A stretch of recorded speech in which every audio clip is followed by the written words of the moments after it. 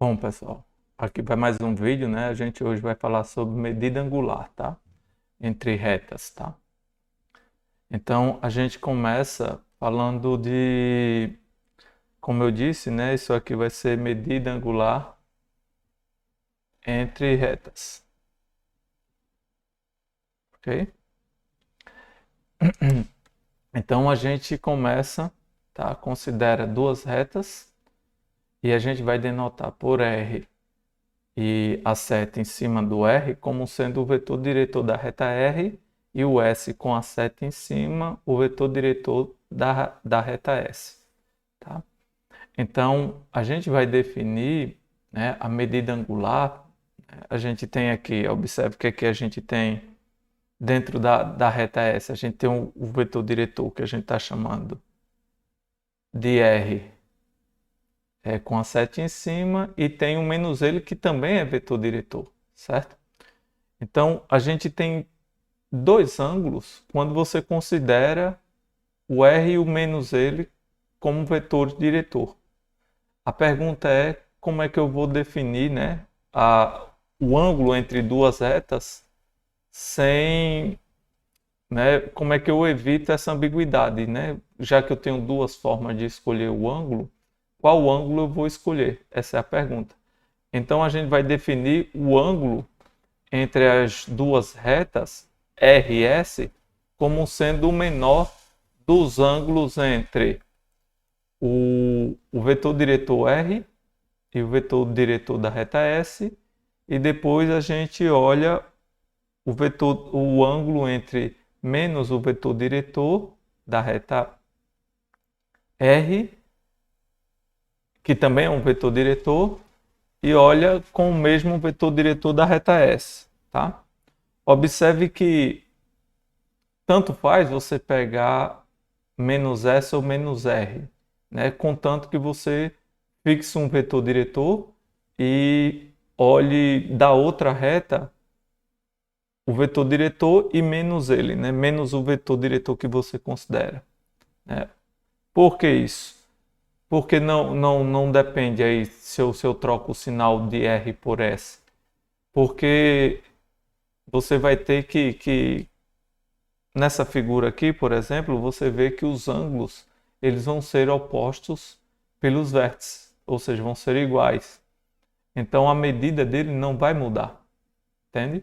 Então tanto faz se você considera o ângulo entre o vetor de R e o vetor de S como menos o de R, menos o de R com o vetor de S, como trocando o sinal agora de R por S, né?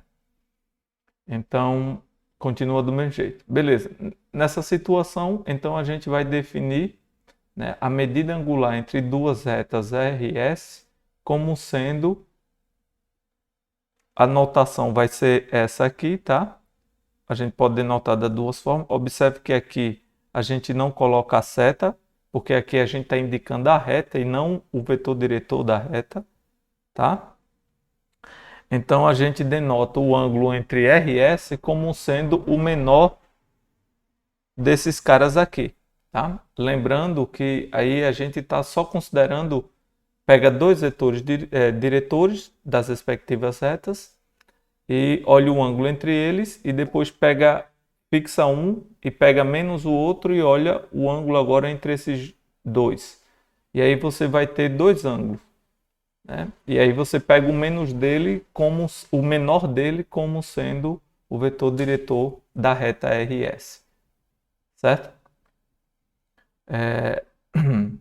Então observe que o ângulo entre duas retas ele está entre 0 e π, tá? Isso por quê? Porque você tem que os ângulos que a gente definiu, que era o θ1 e o θ2, a soma dele dá 180 graus, ou π, né, se for radiando. Então eu tenho dois ângulos cuja soma dá 180, né? Então se um é obtuso, ou seja, maior que π sobre 2, o menor tem que ser agudo, né? E vice-versa. Então você vai ter que sempre o menor ele tem que ser ele tem que ser um ângulo agudo, tá? No máximo um ângulo reto, né? Porque aí os dois vão coincidir. Tanto o θ1 quanto o θ2. Então é isso que a gente afirma, né? O menor ângulo entre θ1 e θ2 é um valor, né, entre 0 e 90, né, ou 0 e π. Beleza. Então, uma pergunta que surge é, beleza, eu entendi como é que eu enxergo o ângulo, né? Como é que eu calculo, só basta olhar vetores diretores das retas. Então a pergunta é, como é que eu calculo? Bom, então vamos ao nosso primeiro. Lembre-se que o ângulo da reta é o menor entre os ângulos dos vetores diretores com essa escolha, né? Então vamos a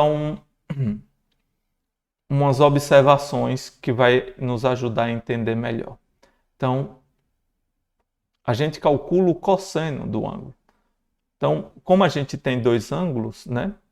Então a gente vai calcular o cosseno do primeiro, do ângulo entre o vetor diretor que a gente pegou e o vetor diretor que a gente pegou da reta RS. Calcula entre eles. Então, o cosseno desse ângulo é dado por essa fórmula aí. E depois a gente calcula o cosseno do outro ângulo, tá? Que vai dar, utilizando a fórmula, tem essa cara, a gente desenvolve, né? Como é um produto interno, o sinal ele sai fora do produto interno. A gente vai ter que no denominador a norma de um vetor é a mesma norma do oposto a ele, ou seja, a norma não enxerga o sinal, então a gente pode trocar.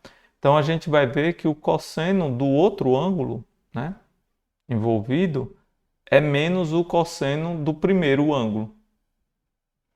Então a gente vai ter o seguinte: se um tem sinal positivo, o outro tem sinal negativo, tá? Isso é importante por quê? Porque o ângulo das retas ele está entre 0 e 90 e o cosseno nessa região é sempre positivo, né? O cosseno do ângulo nessa região é sempre positivo. Ou seja, como eu quero o menor deles, basta que eu calculando o cosseno desses dois ângulos, eu pegue o que é positivo, né? Cujo cosseno é positivo. E aí o ângulo cujo cosseno é positivo vai ser o ângulo da reta, tá? Vai ser o ângulo entre as duas retas, tá? Vamos a um exemplo para ficar mais claro. Então, pegue essas duas retas. Então, para determinar o ângulo entre elas. Então, a gente pega, por exemplo, a gente tem aí o vetor diretor, então a gente vai trabalhar com ele. Tá? Então, a gente calcula o cosseno do ângulo entre o vetor diretor. Lembrando que eu só vou calcular desse aqui, por quê?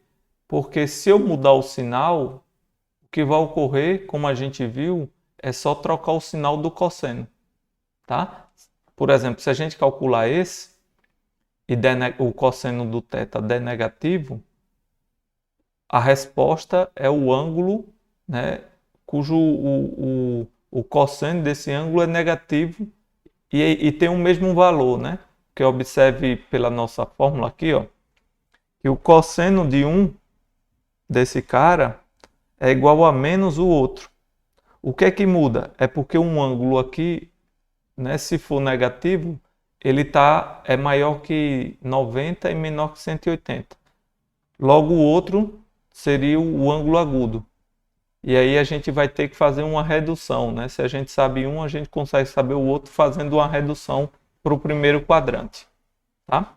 Então por isso que aqui eu vou calcular somente esse. Se der positivo, aí eu olho o ângulo que der esse. Se não der, aí eu olho o ângulo, ele vai estar no segundo quadrante, né? Porque é negativo.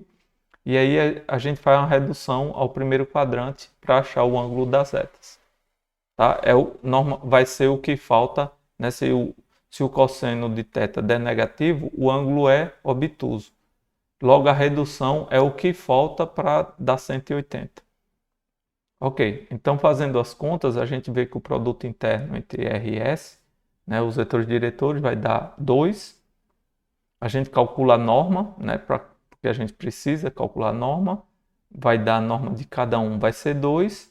Então, a gente tem que o cosseno de θ é 2 sobre 4, que é igual ao meio. Como é positivo, a gente tem que o ângulo entre as duas retas é o θ, né? Aí a gente se pergunta, qual deve ser o θ para o cosseno dele ser 1 meio?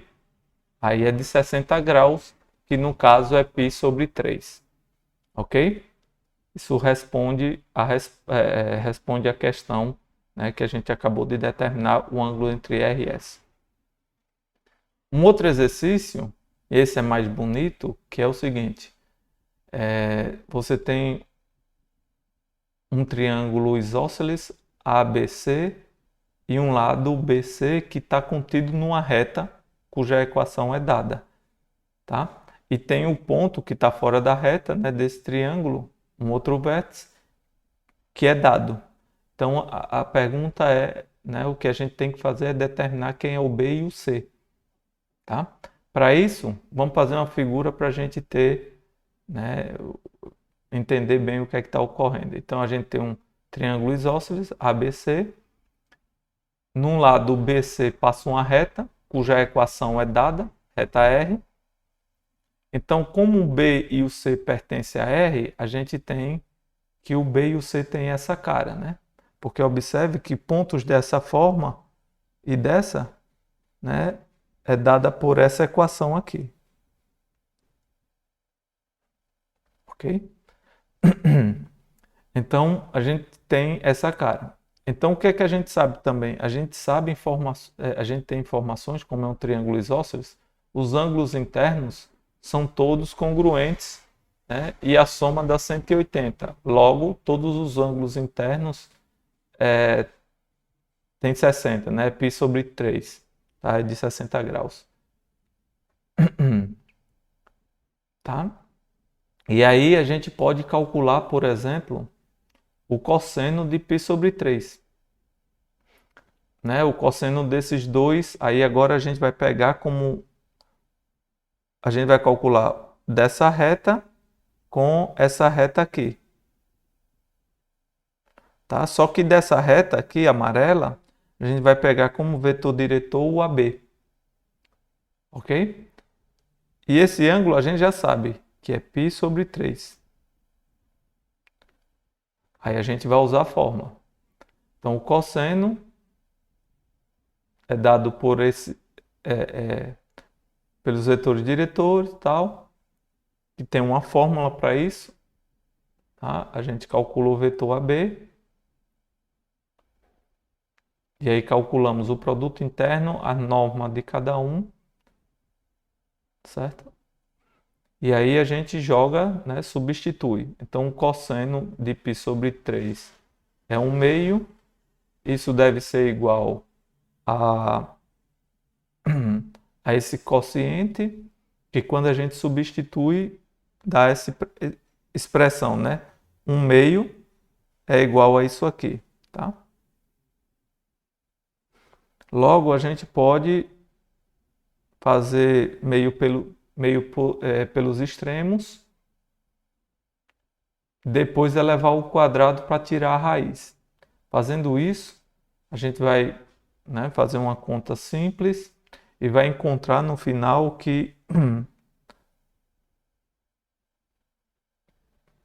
o lambda deve satisfazer, né, deve ser raiz desse polinômio. Logo, a única opção para lambda é ser lambda igual a 0 e lambda igual a 1. Tá? Logo, os pontos, o B e o C, é quando o lambda é 0, né? E a outra opção para ele é o lambda igual a 1, que seria isso aqui. Uma pergunta é por que eu não considerei, por exemplo, né? Eu fiz com o vetor AB, mas eu também poderia ter feito com esse aqui.